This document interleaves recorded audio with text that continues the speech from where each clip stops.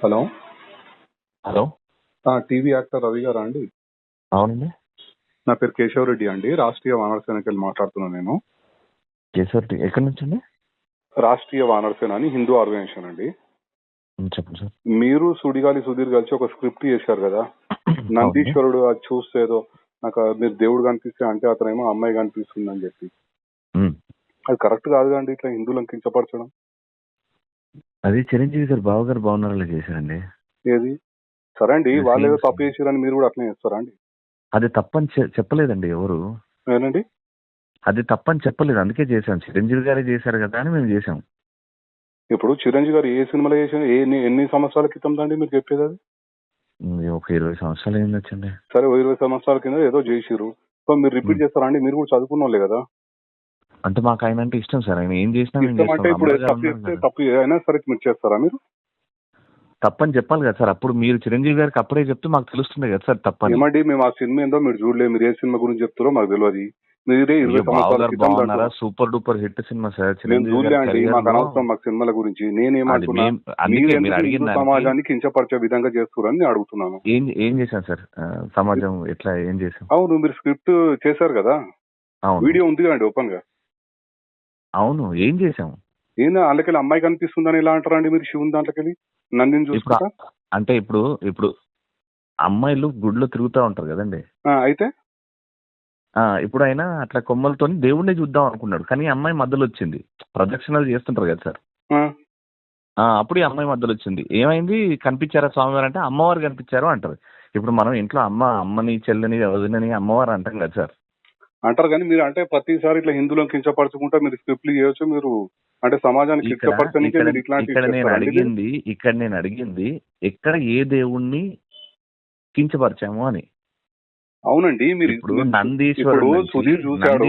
సుధీర్ చూసి ఏం చూసాడు? శివుని చూసిండా అండి? శివుడు కనబడలేదండి, మధ్యలో అమ్మాయి ఉంది. అవును, మీరు కావాలనే స్క్రిప్ట్ అట్లా చేసిరు కదా. మీరు స్క్రిప్ట్ కావాలని చేసి హిందువులను కించపరచుకుంటా అట్లా అమ్మాయి మధ్యలో కనిపించింది, గుడిలో అమ్మాయిలు కనిపిస్తున్నారు అని ఎట్లా మాట్లాడతారండి మీరు? ఇప్పుడు పార్వతీ మాత ఉంది మన. ఇప్పుడు పార్వతీ మాతను మనం అమ్మవారని పూజిస్తాం కదా, అంతే కదా. మనం ఇంట్లో మన వదినని, మన అమ్మని, చెల్లిని కూడా అమ్మవారు రూపం అనే పూజిస్తాం మనం.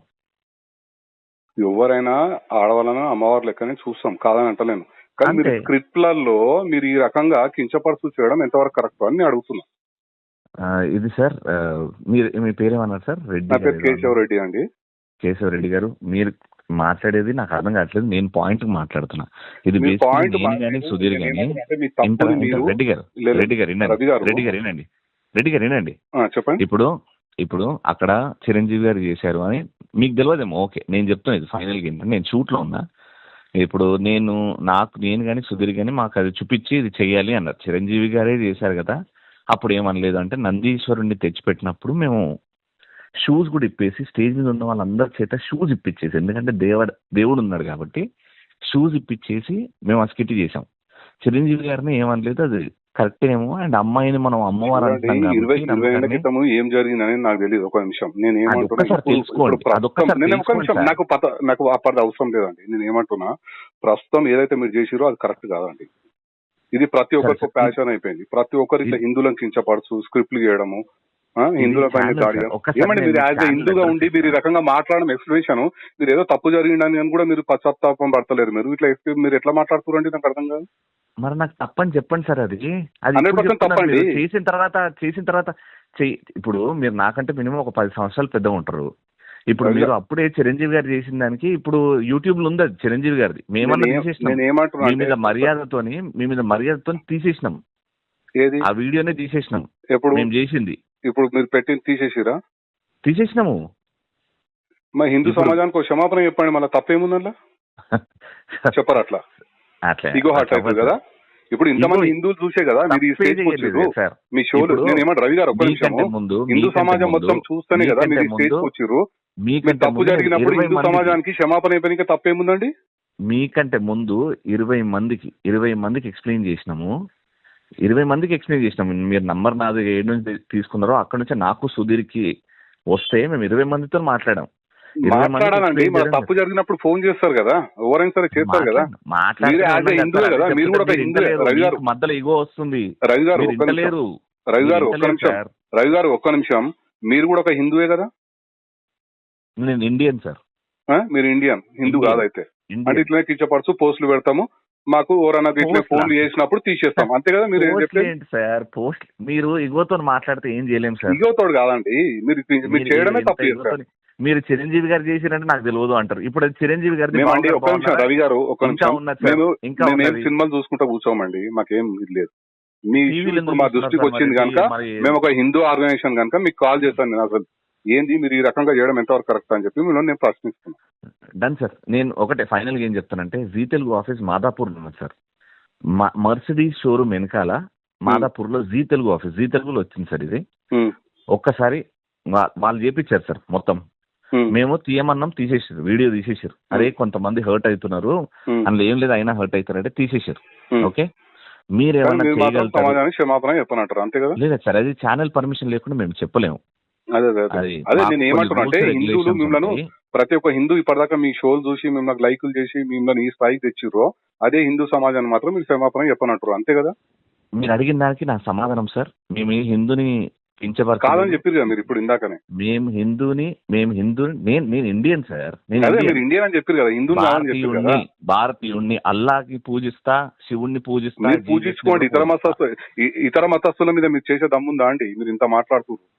హిందువులు కనుక ఏం చేయలేరు కనుక, చులకనగా ఉంటారు కనుక హిందువులు ప్రతి ఒక్కరు హిందువుల మీద పడతారండి. ఇప్పుడు మేము హిందువులను కూడా ఏమీ అనలేదని నేను ధైర్యంగా చెప్తున్నా. ఆ స్కిట్ ద్వారా ఏ హిందూని ఏమనలేదు. కించపరిచిరండి, మా మనోభావాలు దెబ్బతిన్నాయి రవి గారు, మా మనోభావాలు దెబ్బతిన్నాయి కనుకనే నేను మీకు ఫోన్. డెఫినెట్ గా ఓకే, మీకు ఇబ్బంది అయ్యింది కదా, కాబట్టి మీకు ఇబ్బంది జరిగింది కాబట్టి మీరు జీ తెలుగుకి వెళ్ళండి సార్. అక్కడ డైరెక్ట్ వెళ్తాము, మేము లీగల్ ఏం యాక్షన్ తీసుకుంటాం, అట్లేం లేదు. Right sir. మీకు ఎందుకంటే మీకు నామూషి ఫీల్ అవుతారు మీరు. క్షమాపణ రాంగ్ అండి, మీరు రాంగ్. నేను ఏమంటున్నా, మీరు ఎట్లా మాట్లాడుతున్నారు అంటే మేము చేస్తాం ఇట్లానే అన్నట్టుగా మీరు మాట్లాడుతున్నారు. గతంలో కూడా ఆయన ఇట్లనే మాట్లాడాడు, లాస్ట్ ఏమైందో తెలుసు. రాంగ్. ఎవరు చేసిరు, ఎవరు చేసినా హిందూ సమాజానికి కించపడితే ఎవరైనా సరే వాళ్ళకి చట్టపరంగా బుద్ధి అయితే చెప్పొచ్చు కదా. హక్కు అయితే ఉందిగా మాకు, బరాబర్ బుద్ధి చెప్తాం మేము కూడా. 100% బుద్ధి చెప్తాం. మీకు చేయలేదు కాబట్టి, మీరు తప్పు చేసిరు అని చెప్పి నేను అనుకుంటున్నా. 100%